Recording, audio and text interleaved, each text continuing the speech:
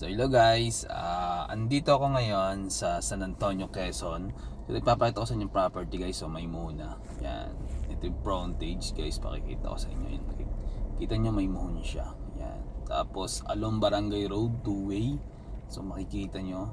So San Antonio, Quezon to guys, 4,407 square meter, 800 per square. So guys, clean title to. Nakausap ko mismo yung may-ari, may kopya ako ng title.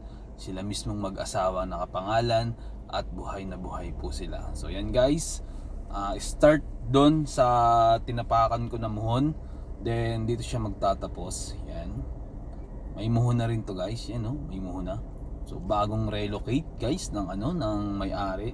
So once nabili niyo to guys, hindi na po kayo magpapa-relocate to property at meron na siyang mga muhon. So yan. Flat land to guys eh. So ang tanim nito mga may saging, may niyog din doon sa likod, may dalandan.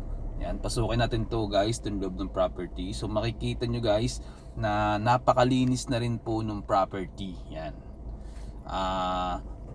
Flat land siya. Tapos yung frontage niya guys, chance ako nasa 40 to 50 meters yung frontage nitong mismong property. Yan. Ang maganda naman dito guys, wala kayong dadaanan na rough road, puro siya sementadong daan.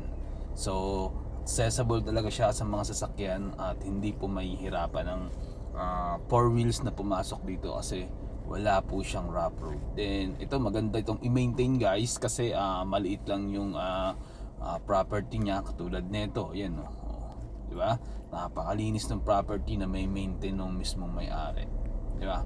So, ang tanim nito may dalandan, may saging, may niyog yan. Tapos dito sa loob may nakita ako na hindi natapos na bahay. Yan. So, naka-fence naman siya pero yung gilid-gilid pero barbed lang. So, ayusin lang. Tsaka wala naman guys problema kasi yun nga, nakamuhon na po siya. Walang Tapos yung square yung shape itong mismong lote. Yan. So ito yung sinasabi ko guys. Yan. May rin siyang lumang bahay dito na hindi natapos yung pagpapagawa. Yan. Siya ayun yung likod ng mismong property. Tapos dito pala may bakod. Mga mahogany pala siya dito guys. Bakod. Yan. May mga mahogany ako nakita. Pero marami din guys niyog. So sa mga interested dyan guys, San Antonio, Quezon, 4,407 square meter. So clean title, sure na sure po ako na clean title siya kasi nakausap ko mismo yung may-ari na nasa titulo itong mismong property. So 800 per square meter. Yan. So kung interested kayo guys, kontakin nyo ako dyan sa WhatsApp at Viber. Or pwede din sa mismong personal number ko. Yan naman, nasa inyong screen yan.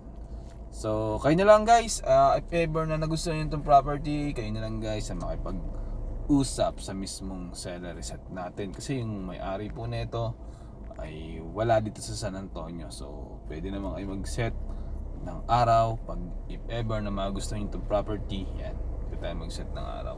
Kailan po kayo pwede mag-usap. Then mula sa bayan guys ng San Antonio, so nasa 10 minutes yung drive mula sa bayan ng San Antonio. Then mula Metro Manila 2 to 3 hours mag-exit po kayo sa Lipa City, Batangas. Yan.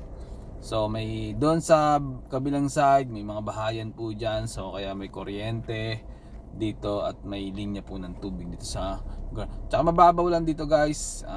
Mababaw lang yung pag magpoposo kayo or magdi-deep well po kayo dito sa mismo property. Then malakas po ang signal dito sa area to.